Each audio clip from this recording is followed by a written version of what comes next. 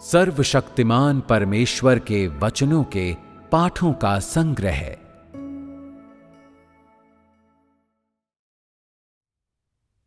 संपूर्ण ब्रह्मांड के लिए परमेश्वर के वचन। अध्याय 39।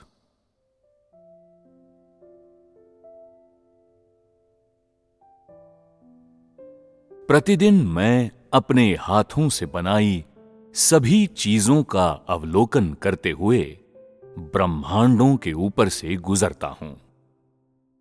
स्वर्गों के ऊपर मेरे विश्राम का स्थान है और उनके नीचे वो भूमि है जहां मैं विचरता हूं। जो कुछ भी है मैं उस सब पर शासन करता हूं। मैं सभी चीजों में सबको आज्ञा देता हूं ताकि जो कुछ भी है वो प्रकृति के मार्ग का अनुसरण करे और प्रकृति की आज्ञा के प्रति समर्पित हो। चूंकि मैं उन लोगों से नफरत करता हूं जो अवज्ञाकारी हैं और उनसे घृणा करता हूं जो मेरे विरोधी हैं और अपने ही वर्गीकरण में नहीं आते, मैं हर चीज को बिना प्रतिरोध अपनी व्यवस्था में समर्पित कराऊंगा। मैं ब्रह्मांड के ऊपर और भीतर सभी को व्यवस्थित कर दूंगा। कौन अब भी मनमाने ढंग से मेरा विरोध करने का साहस करेगा? कौन मेरे हाथ से की गई व्यवस्था का पालन न करने की हिम्मत करेगा? मेरे खिलाफ विद्रोह करने में किसी भी व्यक्ति का हित कैसे हो सकता है? मैं लोगों को उनके पूर्वजों के सामने लाऊंगा। उनके पूर्वजों द्वारा उन्हें उनके परिवारों में वापस भेजूंगा और उन्हें अपने पूर्वजों के खिलाफ विद्रोह तथा मेरी ओर लौटने की इजाजत नहीं होगी। ऐसी मेरी योजना है। आज मेरा आत्मा पृथ्वी पर विचरता है। सभी प्रकार के लोगों के लिए संख्याएं निर्धारित करते हुए हर तरह के व्यक्ति को अलग अलग निशानों से चिन्हित करता है ताकि उनके पूर्वज उन्हें सफलतापूर्वक उनके परिवारों में वापस ले जा सकें और मुझे उनके बारे में निरंतर चिंता करने की जरूरत न पड़े, जो बहुत थकाने वाला है। इस प्रकार मैं श्रम को विभाजित करता हूं और प्रयासों को बांट देता हूं। ये मेरी योजना का हिस्सा है और कोई मनुष्य इसमें रुकावट नहीं डाल सकता।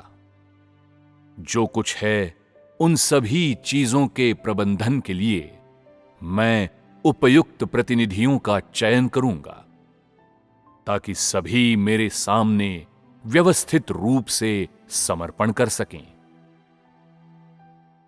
मैं प्रायः स्वर्गों के ऊपर घूमता रहता हूं और अक्सर उनके नीचे चलता हूं। उस विशाल दुनिया का अवलोकन करते हुए जिसमें लोग आते जाते हैं, धरती पर सघनता से बसी हुई मानव जाति को और इस ग्रह पर रहने वाले पक्षियों और जानवरों को देखते हुए मैं अपने दिल में भावुक हुए बिना नहीं रह पाता। क्योंकि सृष्टि के समय मैंने सभी चीजें बनाई और हर चीज की संपूर्णता मेरी व्यवस्था के तहत अपनी जगह अपना कर्तव्य निभाती है। मैं ऊंचे स्थान से हंसता हूं और जब स्वर्गों के नीचे सभी चीजें मेरी हंसी की आवाज सुनती हैं तो वो तुरंत प्रेरित हो जाती हैं, क्योंकि इस समय मेरा महान उद्यम पूरा हो जाता है। मैं मनुष्य के भीतर स्वर्ग का ज्ञान जोड़ता हूं ताकि वो सभी चीजों के बीच मेरा प्रतिनिधित्व करे, क्योंकि मैंने मनुष्य को इसलिए बनाया था कि वो मेरा प्रतिनिधि हो सके, मेरी अवज्ञा न करे बल्कि अपने दिल की गहराई से मेरी प्रशंसा करता रहे। और इन सरल वचनों को पाने में कौन सक्षम है? मनुष्य हमेशा अपने लिए ही अपना दिल क्यों रखता है? क्या उसका दिल मेरे लिए नहीं है? ऐसा नहीं है कि मैं बिना शर्त मनुष्य से मांगता हूं, बल्कि वो हमेशा मेरा अपना रहा है। जो चीजें मेरी अपनी हैं, उन्हें मैं लापरवाही से दूसरों को कैसे दे सकता हूं? मेरे बनाए हुए वस्त्र मैं किसी और को पहनने के लिए कैसे दे सकता हूं? लोगों की नजरों में ये ऐसा है मानो मैं पागल हो गया हूं, मानसिक बीमारी से पीड़ित हूं और मनुष्यों के तौर तरीकों को बिल्कुल नहीं समझता। ऐसा है जैसे मैं जड़बुद्धि हूं और इसीलिए लोग हमेशा मुझे भोले भाले के रूप में देखते हैं, पर वो कभी भी सचमुच मुझे प्रेम नहीं करते, क्योंकि मनुष्य जानबूझकर मुझे बेवकूफ बनाने के लिए जो कुछ करता है, मैं क्रोध के एक दौरे में पूरी मानव जाति को मिटा देता हूं। जो चीजें मैंने बनाई हैं, उन सब में केवल मानव जाति ही सदा से मेरे साथ चालाकी से पेश आने की कोशिश कर रही है। और केवल यही कारण है कि मैं कहता हूं कि मनुष्य सभी चीजों का शासक है।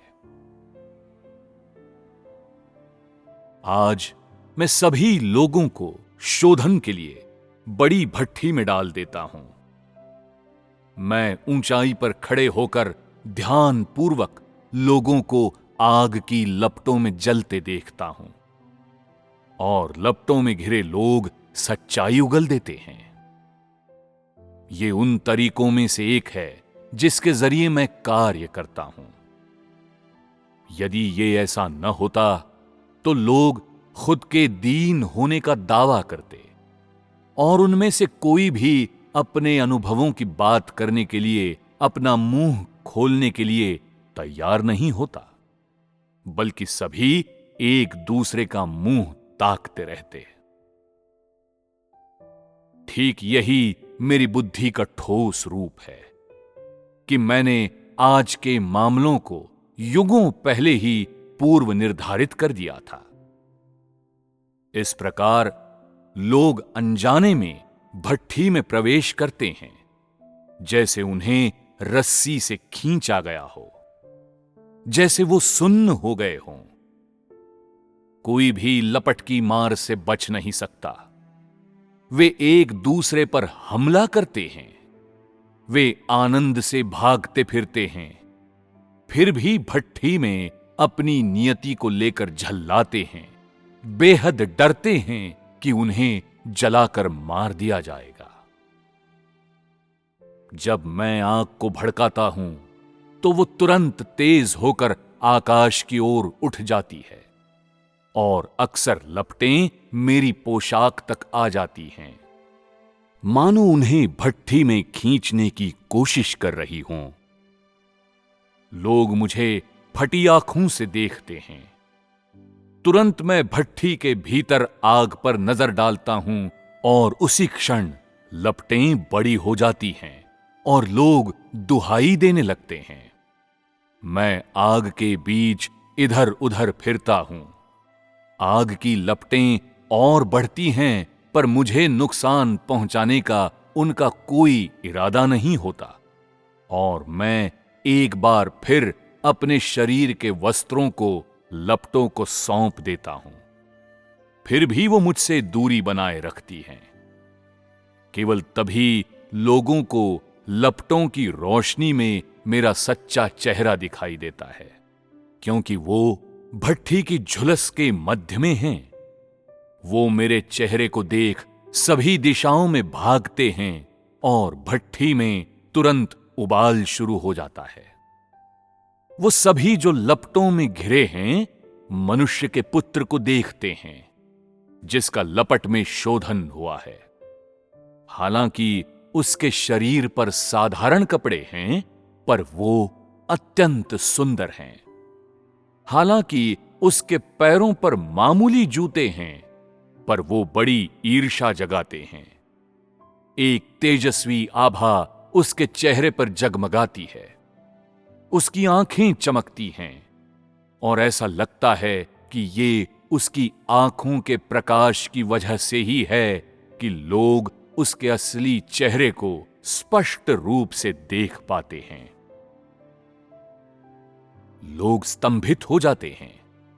उन्हें उसके शरीर पर एक सफेद वस्त्र दिखता है और उनकी तरह सफेद उसके बाल उसके कंधों पर लटकते हैं। खासकर उसके सीने पर एक सोने की पेटी चकाचौंध करने वाले प्रकाश से चमकती है, जबकि उसके पैरों में जूते और अधिक प्रभावशाली हैं। और चूंकि मनुष्य के पुत्र द्वारा पहने हुए जूते आग के बीच बने रहते हैं, लोग उन्हें चमत्कारिक समझते हैं। केवल दर्द की कराह के बीच लोगों को मनुष्य के पुत्र का मुंह दिखाई देता है। यद्यपि वो आग द्वारा शोधन के बीच हैं, वो मनुष्य के पुत्र के मुंह से निकले किसी वचन को नहीं समझते। और इस प्रकार इस समय वो मनुष्य के पुत्र की मधुर आवाज और नहीं सुन पाते, बल्कि उसके मुंह में एक तेज तलवार रखी देखते हैं। और वो अब और कोई कथन नहीं कहता, पर उसकी तलवार मनुष्य को पीड़ा देती है। लपटों में घिरे लोग पीड़ा सहन करते हैं। अपनी जिज्ञासा के कारण वो लगातार मनुष्य के पुत्र का असाधारण रूप देखते रहते हैं। और ठीक इसी समय वो जान पाते हैं कि उसके हाथ में मौजूद 7 सितारे गायब हो गए हैं। क्योंकि मनुष्य का पुत्र भट्ठी में है, धरती पर नहीं, उसके हाथ के 7 सितारे ले लिए जाते हैं, क्योंकि वो मात्र रूपक हैं। इस समय अब उनका उल्लेख और नहीं किया जाता, लेकिन वो मनुष्य के पुत्र के विभिन्न हिस्सों में बांट दिए जाते हैं। लोगों की यादों में 7 सितारों का अस्तित्व बेचैनी लेकर आता है। आज मैं मनुष्य के लिए अब चीजें और मुश्किल नहीं बनाता। मैं मनुष्य के पुत्र से 7 सितारों को हटा लेता हूं और मनुष्य के पुत्र के सभी हिस्सों को आपस में एक कर देता हूं।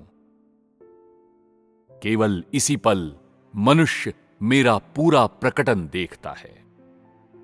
लोग मेरे आत्मा को अब मेरी देह से अलग नहीं करेंगे, क्योंकि मैं पृथ्वी से ऊंचाई पर चढ़ गया हूं।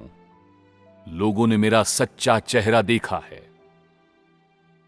अब वे मुझे नहीं तोड़ते, और अब मैं मनुष्य की निंदा को सहन नहीं करता, क्योंकि मैं मनुष्य के साथ साथ बड़ी भट्ठी में जाता हूं। वो अभी भी मुझ पर भरोसा करता है। वो अपनी चेतना में मेरे अस्तित्व को महसूस करता है। इस प्रकार जो कुछ भी शुद्ध स्वर्ण है, वो धीरे धीरे आग के जलने के दौरान मेरे साथ एकत्रित होता जाता है। जो वही क्षण है जब प्रत्येक को उसके प्रकार के अनुसार वर्गीकृत किया जाता है।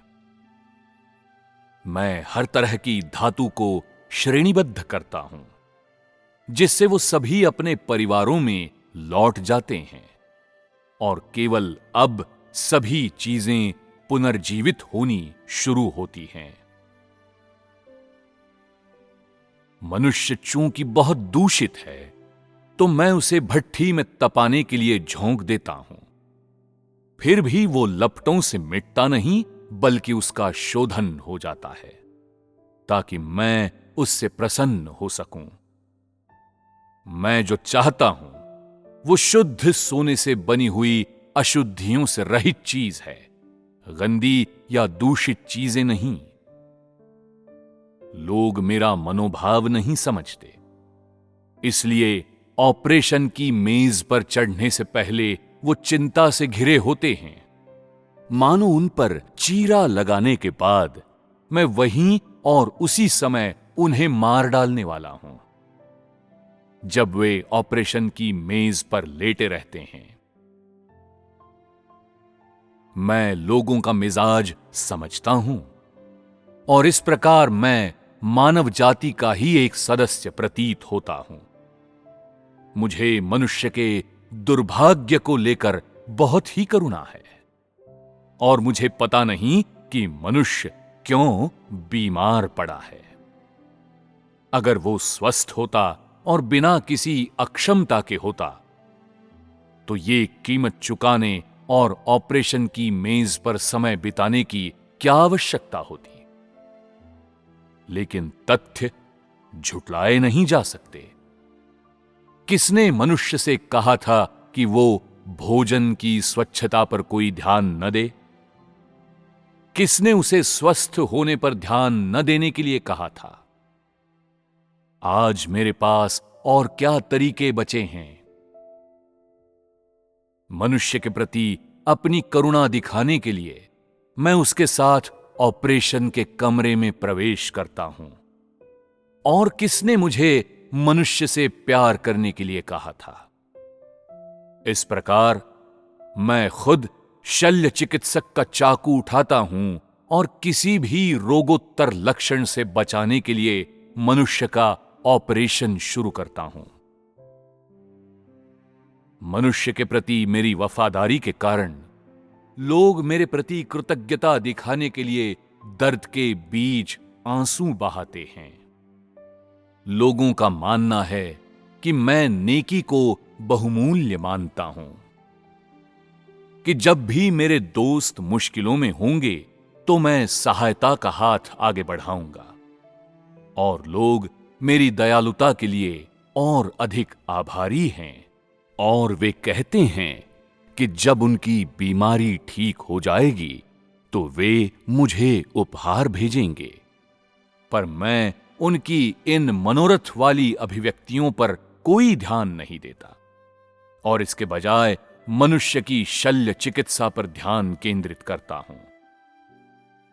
मनुष्य की शारीरिक कमजोरी के कारण चाकू के प्रभाव से वो अपनी आंखें भींचकर बंद कर देता है और ऑपरेशन की मेज पर स्तंभित पड़ा रहता है।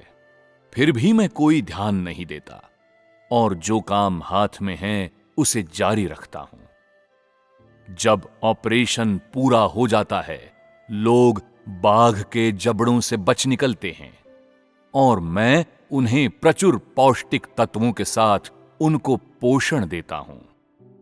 और भले ही उन्हें पता नहीं होता, उनके भीतर पोषक तत्व धीरे धीरे बढ़ते जाते हैं।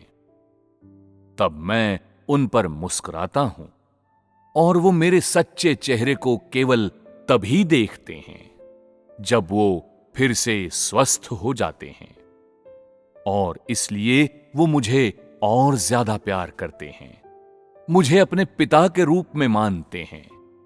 और क्या ये स्वर्ग और पृथ्वी के बीच की कड़ी नहीं है?